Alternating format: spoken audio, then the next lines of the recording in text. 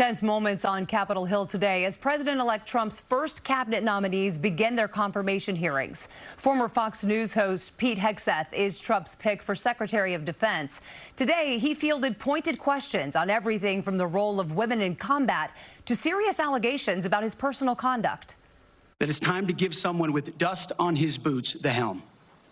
A change agent. Someone with no vested interest in certain companies or specific programs or approved narratives. My only special interest is the warfighter. As Pete Hegseth made his case to the Senate Armed Services Committee, senators were sharply divided over the man chosen to lead the Pentagon with its nearly $900 billion budget and 3.5 million employees.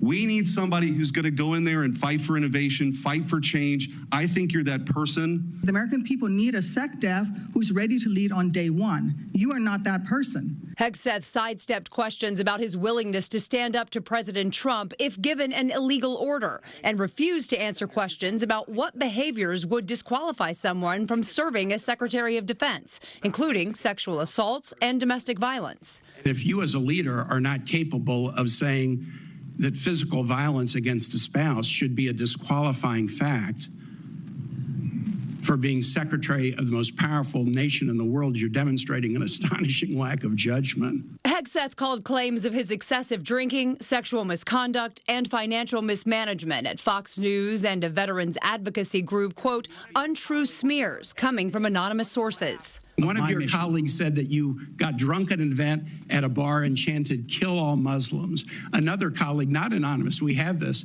said that you took co-workers to a strip club. You were drunk, you tried to dance with strippers, you had to be held off the stage, and one of your employees in that event filed a sexual harassment charge as a result of it. How many senators have showed up drunk to vote at night? And how many senators do you know have got a divorce before cheating on their wives?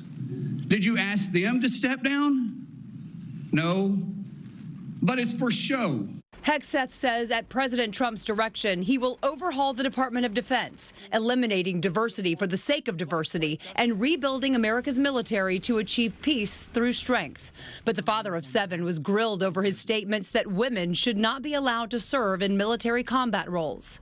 You say, we need moms, but not in the military, especially in combat units. You will have to change how you see women to do this job well, and I don't know if you are capable of that.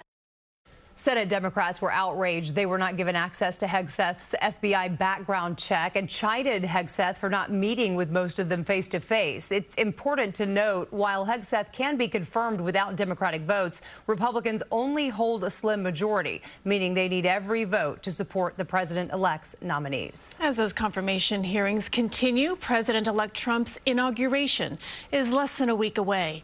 In Washington, work is well underway to help mark the occasion. In fact, U.S. service members assigned to the Joint Task Force National Capital Region held a rehearsal of the presidential inauguration. And this new information today, according to a statement from Barack and Michelle Obama's office, Michelle Obama will not attend the January 20th event. I will be in Washington to cover the inauguration. Look for my reports right here on CBS News New York beginning this weekend.